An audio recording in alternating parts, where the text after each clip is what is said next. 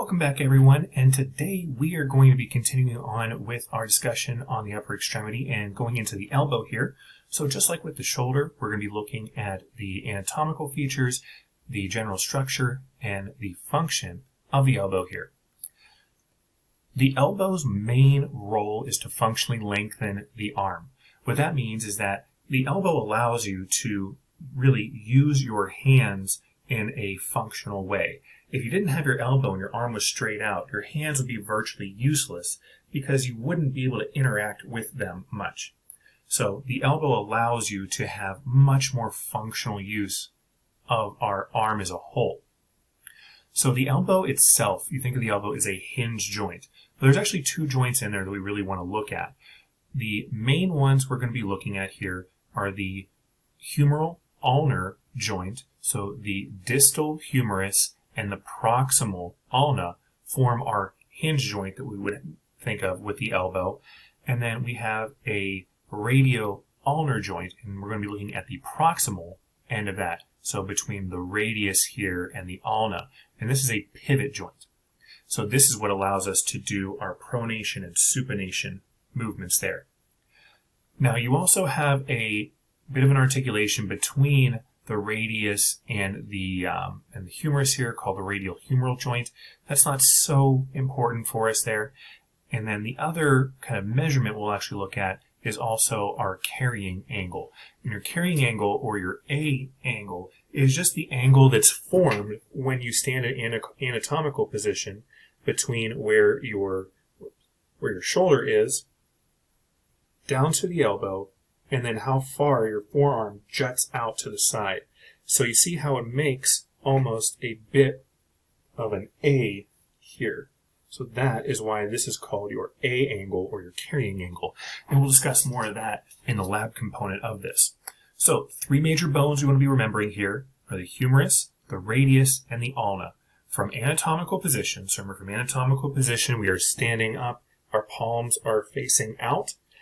Radius is always going to be thumb side. So thumb side is always radius, and then pinky side is going to be ulna.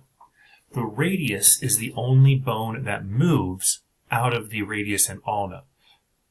Now, the ulna will move, obviously, when you do something like, say, elbow flexion, but in terms of movement out of the radioulnar joint, the radius is the one that's moving over top of the ulna.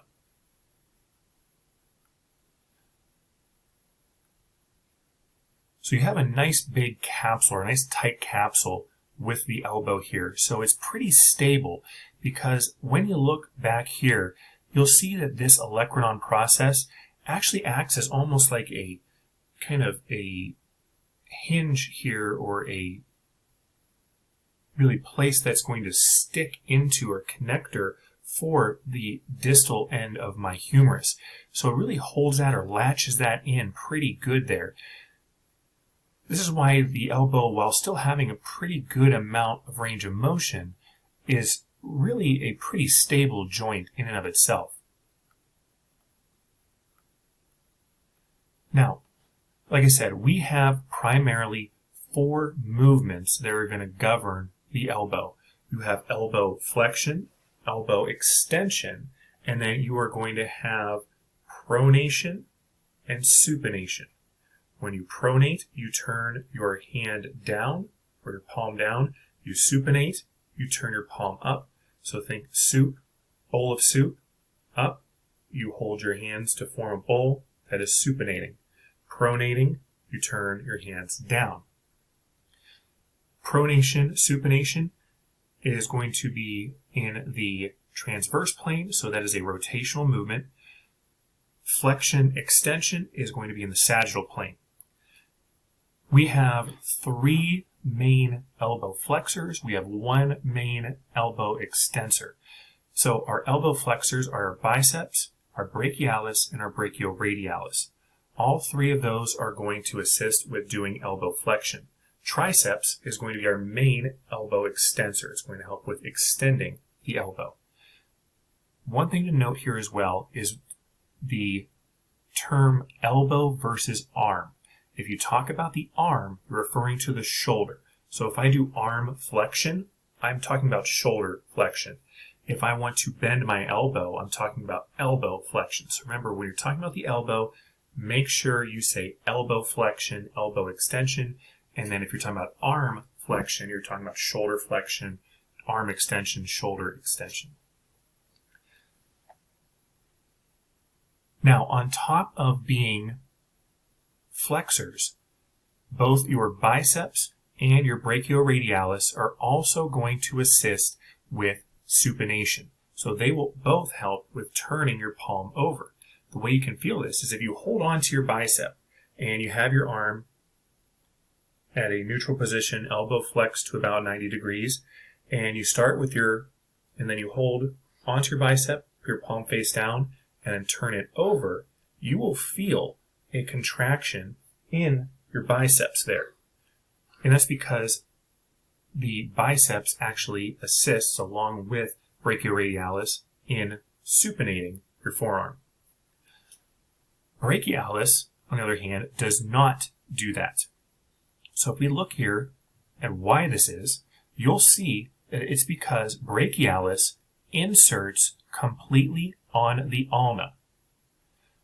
If I look at brachioradialis, that is going to insert on the radius.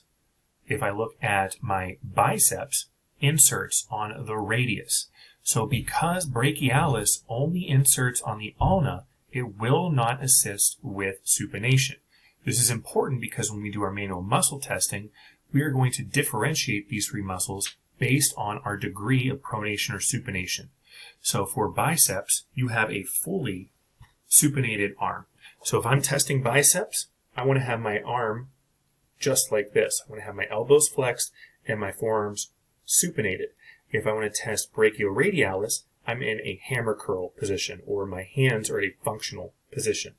And then if I'm testing brachialis, I'm all the way pronated. All three will be testing elbow flexion, so I'll be trying to flex my elbow for each of these, but you'll notice that when I want to get rid of my supinators, I just go into full pronation, and it's going to deactivate my supinators. So again, elbow extension is going to be primarily with your triceps. And then our pronator and supinator muscles. You have primarily two pronator muscles and one supinator muscle. Your pronator teres and pronator quadratus are both going to be the muscles that are going to help with pronation, as the name suggests. So pronator teres is located on the proximal end of the radioulnar joint, pronator quadratus located on the distal end.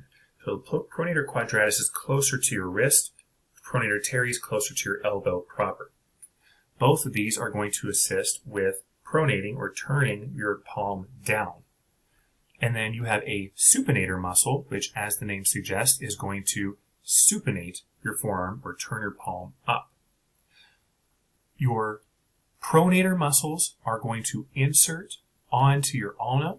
Your supinator muscle is going to insert onto your radius. And that is everything with the elbow there. So when we come back and start talking about our actual range of motion manual muscle test measurements for the lab, then we'll get into those actual quantitative values. But until next time, I will see you all later.